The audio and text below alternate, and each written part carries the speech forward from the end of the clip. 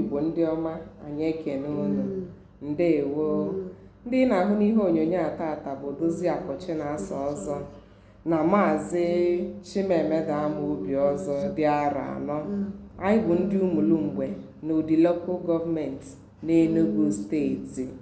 Anyị na-achịkọba ihe mmemme a na-akpọ Ọja Ndị Igbo nọ na YouTube, nọrọ na Facebook.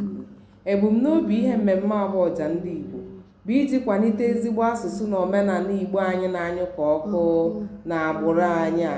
Ọtụtụ ezinụlọ bụ nwatakịrị sụọ Igbo etibe ya ihe. Ọtụtụ anaghịkwa asụzila ụmụ ha asụsụ Igbo, wee site n'ime nke asụsụ Igbo anyị na-anyụ ka ọkụ. Anata ekeresimesi ma ọ na-anụ ụlọ, nne okenye na nwatakịrị ama mkpanwu nkata, mmadụ na-aba nọrọ n'ụlọ dịka ndị ogbi, o wee bụrụ maka na anyị agbago asụsụ anyị nkịtị. Ya ka iji wee guzobe ihe mmemme a bụ Ọja Ndị Igbo, iji fụ na asụsụ na omenala anyị anyụrọ ka ọkụ. Nke bụ eziokwu bụ na ọ bụ na ị na-esonyela, ị ga-afụ ka Maazị Meda Anụnwa gbara arọ anọ ji Igbo akpa ike, ka ọ na-atụ inu okwu Igbo, ka o ji abụ ịdị Igbo atọ, ka ọ na-emebe okwu dị iche iche na-abịa ịdị Igbo na ihe ndị ọzọ aga ọfọ ụtụtụ n'Igbo dịka ezigbo nwaafọ Igbo na ọmalịcha ihe ndị ọzọ niile ọ na-eme n'ihe mmemme a.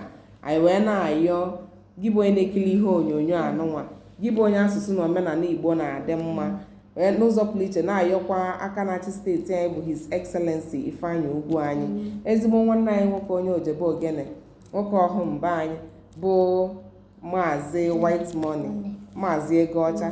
Biko Maazị Meda a na-akpọ gị na-arịọ gị n'aka na-achị steeti anyị na nnukwu nna anyị n'okwukwe bụ Reverend Fada Ejike Mbaka, nakwa nna anyị ukwu bụkwazi Reverend Fada Emmanuel Obimma Ebube Mmụọ Nsọ, nakwa ndị niile asụsụ na omenala Igbo na-adị mma, na-asị unu biko unu gbata bịa kwado anyị n'ihe mmemme a, na anyị ka chọrọ ego iji wee guzosie ihe mmemme a ike, nakwazi ọtụtụ ihe anyị chọrọ imere ụmụaka oge ekeresimesi a, mana ego anyị ga-eji mee ya adịghị. Ọnya ka anyị na-asị ka unu gbata bịanyela anyị aka ka anyị guzosie asụsụ na omenala anyị ike.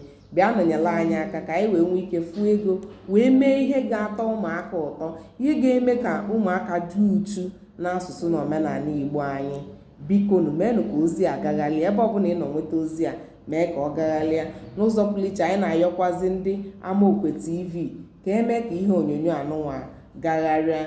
Ndị Miracle TV anyị si unu biko nyere na anyị aka ka ọ gagharịa. Ezigbote Ada Anambra bụ C4Chi, anyị si gị biko mee ka ihe onyonyo a gagharịa.